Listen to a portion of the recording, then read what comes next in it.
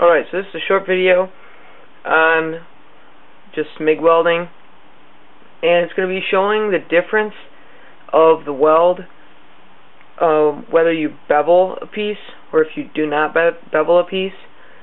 And this is on just 1/8" mild steel.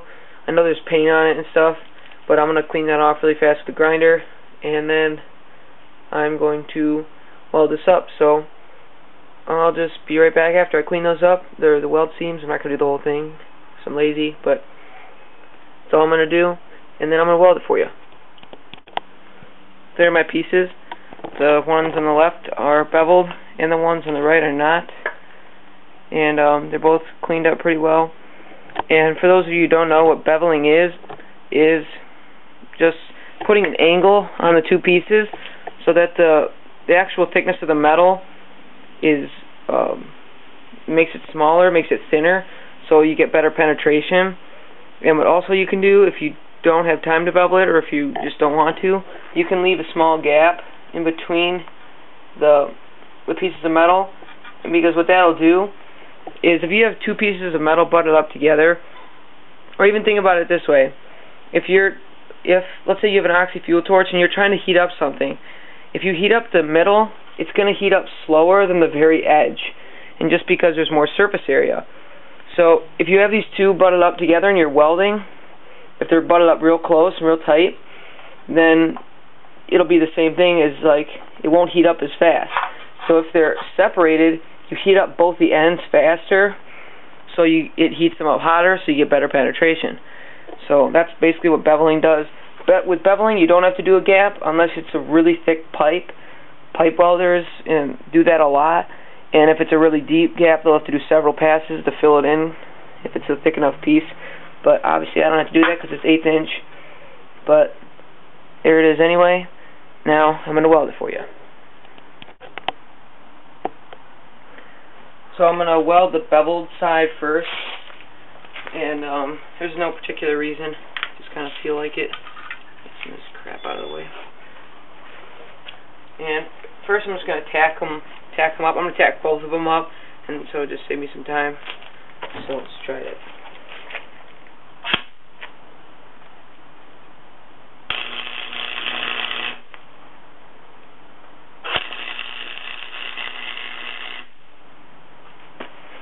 So there are those ones tacked up. Now,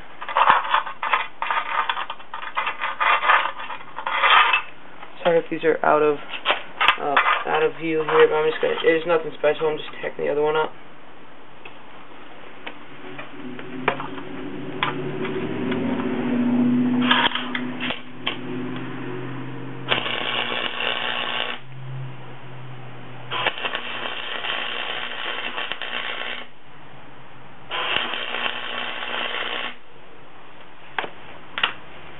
Now, as you may know, you're not supposed to weld stuff with paint on it, just because of the fumes, but oh well.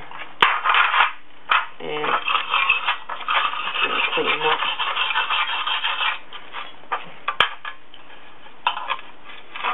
Hopefully I'm still in view here.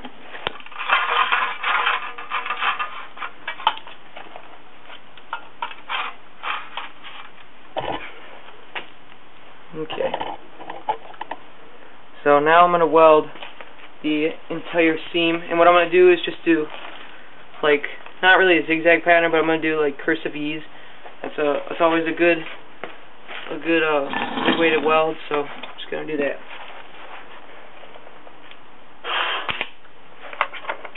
Oops. That's why you clip your wire ends.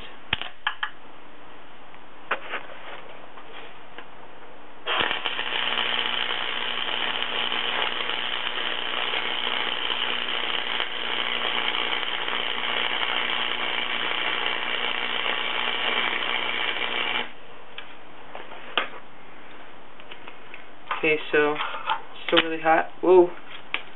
And the paint is kind of smelling, like I said. But let's see. I might clean that up. I'll clean these both up with a wire wheel at the end. But I'm gonna do the second one. Now, just to be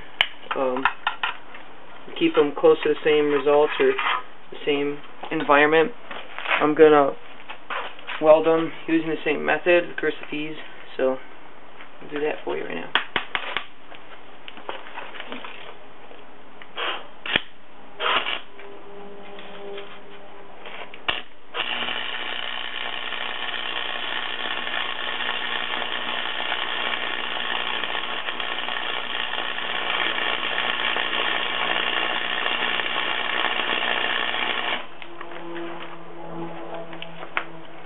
Paint smell again. So I'm going to clean these up with my wire wheel, and then I'll get back to you. Alright, so as you might be able to tell, this bead right here is higher up than this one, and that's because this one was the beveled one, and it got better penetration than that one, and so you can see it's a little flatter. So let me grab a glove right here, and I'll flip this over, and you can't really see penetration because this welder still doesn't handle this type of metal that much or that well, but this one, this one's the better one because it's lower, and although this one does look pretty clean and nice, and that one's kind of not, as you can see the ripples and all that nice stuff, but that was just because I did better on this one than that one. But this one is the actual stronger weld than that one. So that's all I have to say, and that's the difference between beveling and non-beveling, or not beveling.